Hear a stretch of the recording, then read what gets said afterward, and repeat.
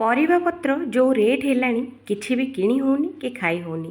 ତ ସେଇଥିପାଇଁ ସେଇ ରେଟ୍କୁ ଆଖି ଆଗରେ ରଖିକି ମୁଁ ଆଜି ନେଇ ଆସିଛି ଆପଣମାନଙ୍କ ପାଇଁ ପାଲକ ରସମ, ଯେଉଁଟାକି ମାତ୍ର 20 ଟଙ୍କାରେ ପୁରା ଘର ଫ୍ୟାମିଲି ଖାଇକି ପୁରା ଖୁସି ହେଇଯିବେ। ତ ହ୍ୟାଲୋ ଫ୍ରେଣ୍ଡସ୍, ବାସମତୀ କିଚେନରେ ଆପଣମାନଙ୍କୁ ସମସ୍ତଙ୍କୁ ବହୁତ ବହୁତ ସ୍ୱାଗତ ଜଣାଉଛି।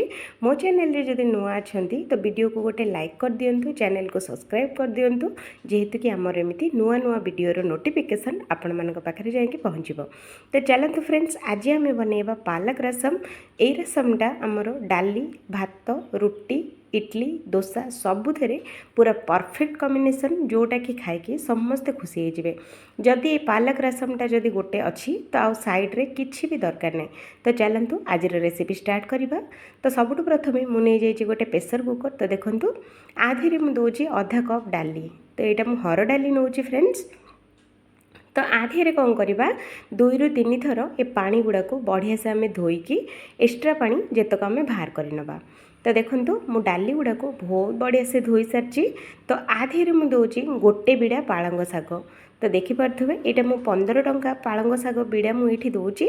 आपण मैंने कम बेसी करें, किंतु पालंग रसम जो कि पालंग टे अधिक दिंतु, पालंग रसमटा बहुत बढ़िया लगे। तो मुझे नहीं जाइए बेबी पियाज 2टा 4 फाड़ काटिकी, अल्प 2टा कंचा लंका मुझे ऐड करुँची, 5 ରୁ 6टा कोला रसुण मुझे ऐड करुँची, आउ अल्प टिके नाकु भृसुंगा पत्र मुझे ऐड करुँची, जेहेतु कि मु रसम बनाऊँची। तो खटा खटा टिके दरकार। तो से मु 5टी मीडियम साइजर टमाटो, ये गोटे टमाटो को 6 फाड़ करके ये मुझे ऐड कर दूँगी। एठी मु दे दोची स्वाद अनुसार लुण। लुणर क्वांटिटी आपण माने कम बेसी करि परिबे, जेमिति आपण माने खाइबा पसंद करचंती सेमिति एठी ऐड करि परिबे।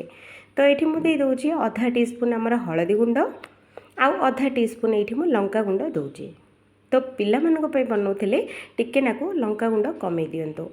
तो चलतु एतक मु पकई सारी। तो आधीरे मु देबी 2 ରୁ 2.5 कप पानी।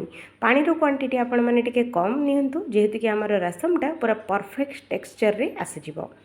तो देखंतु मु एठी देई देइची 2.5 कप पानी। याको कौन करवा कुकर रे सीटी दे दबा, सीटी आसिया पई छाड़ीबा 2 ରୁ 3टा पूरा स्लो मीडियम रे याको आमे सिजेबा।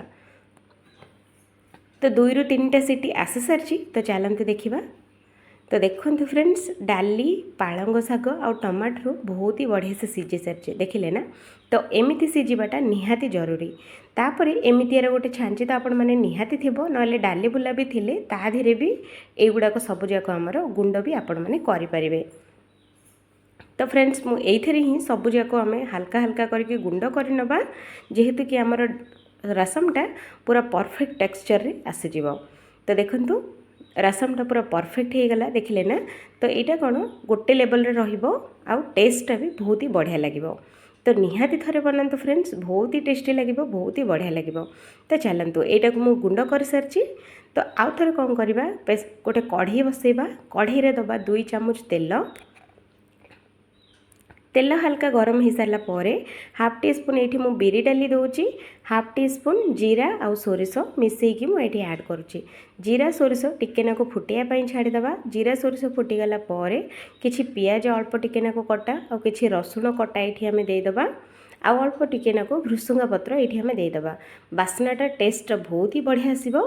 तो ये सब जाक से पर्यंत फ्राए करार अच्छी फ्रेंड्स, जो पर्यंत कि एगुड़ाक टिके टिके पोड़ा पोड़ा न होइछि। तो देखंतु बहुत बढ़िया से भाजी हो सारी, आ टिके टिके पोड़े पोड़े हो सारी। तो आधे मु दउची धनिया, जीरा और सुखिला लंका दरदरा कुटा होता गोटे टीस्पून, आउ आमर काश्मीर लंका गुंड ये मु दउची हाफ टीस्पून। कलर बहुत बढ़िया आसीबो। तो एगुड़ाक स्लो मीडियम रे किछि समय पे भाजी नबा, किछि समय माने कौन 2 ରୁ 3 सेकेंड पे।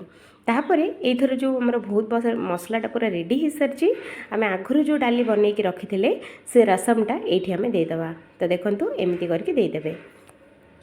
तो बास आउ थे टिके नाको बढ़िया से आम गोले नबा।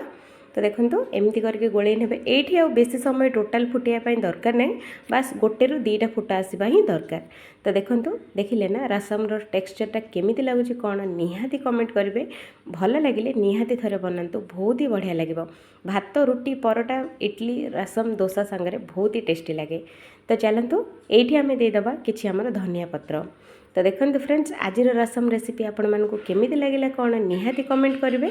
भल लगे निहाती थरे बनातु वीडियो को लाइक कर दिंतु चैनल को सब्सक्राइब भी कर